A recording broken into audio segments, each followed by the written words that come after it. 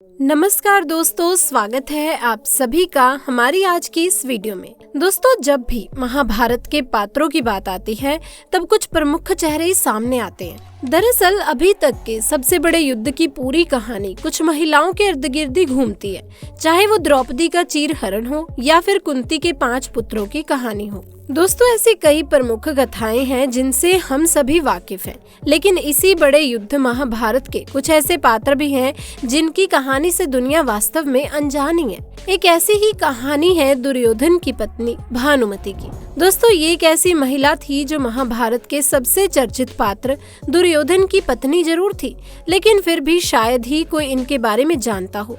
आइए आपको बताते हैं उस महिला के बारे में जिसकी महाभारत में एक मुख्य भूमिका थी। दोस्तों, जब भी बात महाभारत के युद्ध की आती है तब धृतराष्ट्र के पुत्र दुर्योधन का जिक्र सबसे पहले होता है। दरअसल इस युद्ध का कारण ही दुर्योधन को माना जाता है। महाभारत की कथा में इस बात का जिक्र किया गया है कि कैसे दुर्योधन ने द्रौपदी का चीरहरण करवाया और अपमानित पांडवों ने महाभारत के युद्ध की घोषणा की।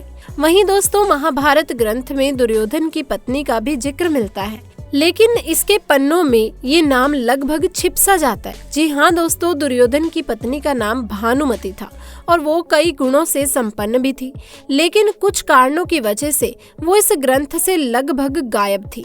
दोस्तों, भानुमति कंबोज के राजा चंद्रवर्मा की पुत्री थी। उस समय पूरे धरती लोक में द्रौपदी की सुंदरता की चर्चा होती थी। सुंदरता के मामले में सबसे पहला नाम तो द्रौपदी का ही आता था, लेकिन सुंदरता के मामले में द्रौपदी के बाद अगर कोई दूसरा नाम आता था तो वो नाम था भानुमति का। दोस्तों, कंबोज की राजकुमारी भानुमति सिर्फ अपनी सुंदरता ही नहीं बल्कि अपनी सुशीलता, ज्ञान, बुद्धि और अपनी ताकत के लिए जानी जाती थी। भानुमति जब बड़ी हुई तब बड़े बड़े महारथी उससे विवाह करके भानुमति को अपनी पत्नी बनाने का सपना देखने लगे। भानुमति के विवाह के लिए राजा चंद्रवर्मा ने एक स्वयंवर का आयोजन किया, जिसमें दुनिया भर के राजा, राजकुमार और शूरवीरों ने हिस्सा लिया था। दोस्तों, अपनी सुंदरता से हर किसी का दिल जीत लेने वाली भानुमति का दिल मन ही मन अर्जुन को चाहता था। भानुमति को उम्मीद थी कि अर्जुन भी स्वयंवर में आएंगे और वो उन्हें अपना पति चुन लेंगी, लेकिन अर्जुन किसी कारणवश इस स्वयंवर में नहीं आए।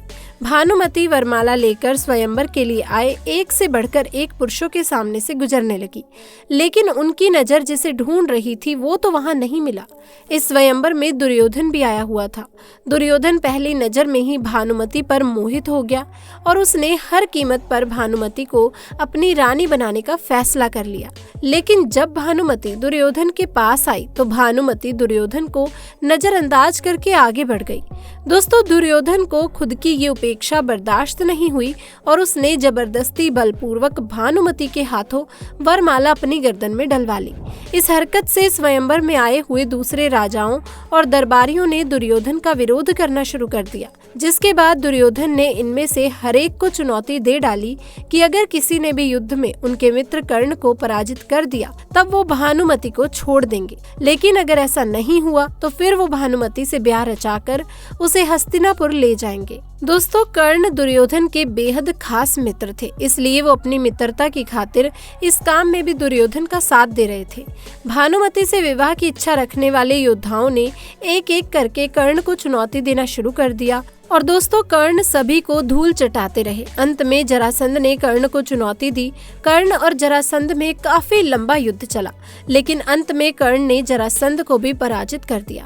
दोस्तों, कर्ण से मिली ये हार जरासंध के लिए जीवन की पहली हार थी। सभी योद्धाओं को हराने की खुशी में दुर्योधन ने अपने मित्र कर्ण को मालिनी राज्य उपहार स्वरूप दे दिया। अब दुर्योधन का विरोध करने वाला कोई नहीं बचा था, जिसके बाद दुर्योधन भानुमति को लेकर हस्तिनापुर आ गया। दोस्तों, दुर्योधन की इस हरकत से चंद्रवर्मा अत्यंत दुखी हुए और तो और भानुमति भी इस पूरे घटनाक्रम से बेहद ही दुखी थी। हस्तिनापुर आने के बाद दुर्योधन ने भानुमति से विवाह रचा लिया। दोस्तों, भानुमति अपने साथ अपनी एक अत्यंत सुंदर सहेली को भी लेकर आई थी। भानुमति की सहेली उनकी बेहद खास थी और वो उसे कभी भी खुद से दूर नहीं करना चाहती थी। दुर्योधन ने अपनी पत्नी के प्रिय सहेली का विवाह अपने प्रिय मित्र कर्ण से करवा दिया। भानुमति थोड़े दिनों तक तो दुर्योधन से नाराज रही, लेकिन अंत में उन्होंने दुर्योधन को अपना पति स्वीकार कर लिया और फिर दोनों पति पत्नी की तरह साथ में रहने लगे। दोस्तों भानुमति सुंदर और बुद्धिमान होने के साथ साथ अपने पति दुर्योधन की तरह ही बलशाली भी थी।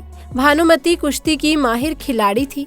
सती पर्व के अनुसार भानुमति खेल खेल में अपने पति दुर्योधन के साथ कुश्ती खेला करती थी और कई बार भानुमति अपने पति दुर्योधन को कुश्ती खेल में हरा भी देती थी। तो दोस्तों क्या आप जानते हैं कि दुर्योधन पत्नी पर बहुत ही विश्वास करता था।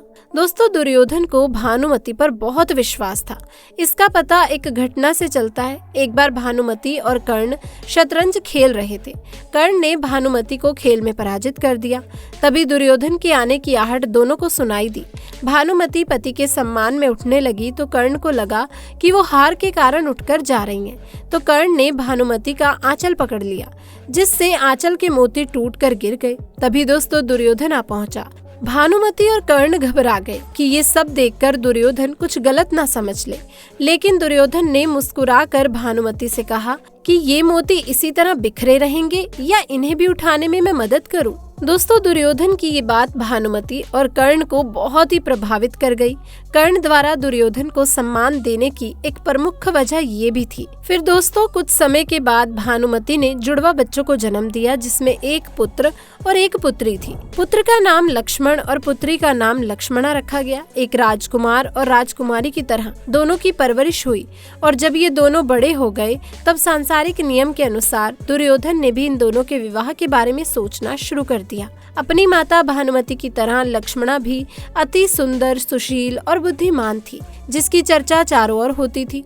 दुर्योधन कर्ण के साथ अपनी पक्की मित्रता को रिश्तेदारी में बदलना चाहता था, इसीलिए उसने अपनी पुत्री लक्ष्मणा का विवाह कर्ण के पुत्र वृषसेन से तय कर दिया। लक्ष्मणा और वृषसेन भी मन ही मन एक दूसरे को चाहते थे, लेकिन कुरुवंश की गरिमा बनाए रखने के लिए दुर्योधन ने लक्ष्मणा के लिए स्वयंवर का आयोजन किया। इसके लिए दोस्तों दूर दूर से क्षत्रियों को बुलाया गया, लेकिन स्वयंवर से पहले ही दुर्योधन ये तय कर चुका था कि लक्ष्मणा वृषसेन को ही अपना पति चुनेगी। सभी की खुशी भी इसी में थी। ये स्वयंवर तो बस दुनिया को दिखाने के लिए हो रहा था। वास्तव में वृषसेन के रूप में लक्ष्मणा पहले अपने पति को चुन चुकी थी। इस स्वयंवर में श्री कृष्ण के पुत्र सांब भी आए हुए थे। दोस्तों लक्ष्मणा की सुंदरता के चर्चे सुनकर सांब उस पर मोहित हो गए और उससे विवाह करना चाहते थे, लेकिन इस स्वयंवर में तो पहले ये तय था कि लक्ष्मणा वृषसेन को अपना पति चुनेगी। तब वो माला लेकर सभी के सामने से गुजरने लगी, लेकिन जब वो सांब की उपेक्षा करके आगे बढ़ी तब दोस्तों सांब को ये उपेक्षा बर्दाश्त नहीं हुई। यहाँ दुर्योधन की बेटी के साथ ठीक वैसा ही हो रहा था जैसा कभी उसने भानुमति के साथ किया था। दोस्तों सांब ने लक्ष्मणा से बलपूर्वक वरमाला अपने गले में पहन ली। सांब की इस हरकत से दुर्योधन क्रोधित हो उठा और उसने गुस्से में सांब को बंदी बनाकर कारागृह में डाल दिया।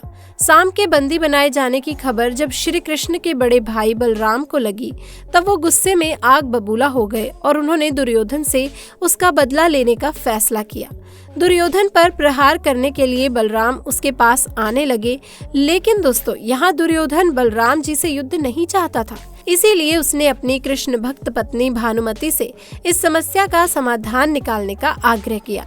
बुद्धिमान भानुमति ने मामला अपने हाथों में लेते हुए बलराम जी से बातचीत करके मामला सुलझाने की कोशिश की और फिर दोस्तों इस समस्या का समाधान निकालते हुए भानुमति ने सांब और लक्ष्मणा का विवाह पूरे रीति रिवाज से करवा दिया। दोस्तों जब दुर्योधन का बेटा लक्ष्मण विवाह के लायक हो गया तब बलराम ने अपनी बेटी वत्सला का विवाह लक्ष्मण के साथ कराने की इच्छा प्रकट की। दुर्योधन इस विवाह के लिए तैयार हो गया और अपने पिता के कहने पर लक्ष्मण भी वत्सला को अपनी पत्नी के रूप में स्वीकार करने के लिए तैयार हो गया। लेकिन वत्सला अभिमन्यु से प्रेम करती थी और दोनों विवाह भी करना चाहते थे। तब दोस्तों अभिमन्यु ने वत्सला को पाने के लिए घटोत्कच से सहायता मांगी। अभिमन्यु की सहायता करते हुए घटोत्कच ने दुल्हन का रूप धारण कर लक्ष्मण को इतना डराया कि लक्ष्मण ने कभी विवाह ना करने की कसम खा ली और उसके बाद अभिमन्यु का विवाह वत्सला के साथ हो गया। जब दुर्योधन को इस बात की खबर लगी तब पांडव के खिलाफ उसका क्रोध बढ़ गया। कौरव और पांडवों के बीच महाभारत का युद्ध आरंभ हुआ। तब इस युद्ध में दोस्तों दुर्योधन का पुत्र लक्ष्मण अभिमन्यु के हाथों मारा गया। भानुमति को अपने बेटे की मृत्यु का गहरा सदमा लगा। बेटे की मौत के बाद भानुमति का पति दुर्योधन भी भीम के हाथों मारा गया। अब दोस्तों महाभारत युद्ध की समाप्ति के बाद जनजीवन सामान्य होने लगा और फिर भानुमति ने कुछ ऐसा किया कि इतिहास में उसका नाम हमेशा हमेशा के लिए अमर हो गया। महाभारत युद्ध में दोनों पक्षों को भारी नुकसान झेलना पड़ा था, जिसका आभास दोनों पक्षों को था और अब ये दोनों पक्ष दुश्मनी खत्म करना चाहते थे। उस समय ऐसी प्रथा थी कि दो पक्ष के बीच में विवाह हो जाए तो दोनों के बीच दुश्मनी हमेशा के लिए खत्म हो जाती थी। दोस्तों भानुमति ने दुश्मनी को खत्म करने के लिए अर्जुन से विवाह करने का फैसला किया। अर्जुन भी विवाह के लिए तैयार हो गए। अर्जुन और भानुमति विवाह के बंधन में बंध गए और इस विवाह के साथ ही कौरव और पांडव के बीच की दुश्मनी खत्म हो गई और भानुमति ने अपने फैसले से दो कुंभों को जोड़कर एक कर दिया। यहीं से कहावत बनी, कहीं की ईंट कहीं का रोड़ा, भानुमति ने कुंभा जोड़ा। तो दोस्तों आज की वीडियो आपको कैसी लगी आप हमें जरूर बताइएगा। इसी के साथ इस वीडियो को दोस्तों लाइक करें, ज्यादा से ज्यादा शेयर करें और चैनल को सब्सक्राइब करें। मिलते हैं नेक्स्ट वीडियो में, तब तक के लिए आप सभी का धन्यवाद।